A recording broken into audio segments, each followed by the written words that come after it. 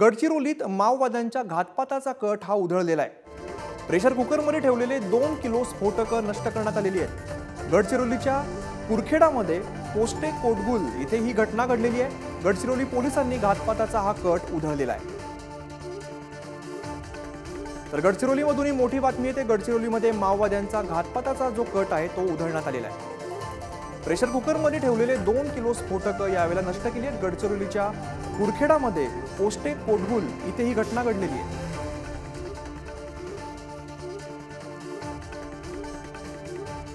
गडचिरोलीत माओवाद्यांचा घातपाताचा कट होता आणि तो उधळण्यामध्ये पोलिसांना यश आलेलं आहे। कुरखेडामधील पोस्टे कोटगुल इथे ही घटना घडली आहे। गडचिरोली पोलिसांनी हा घातपाताचा कट उधळलेला आहे। पोलिसांना यामध्ये यश आलंय।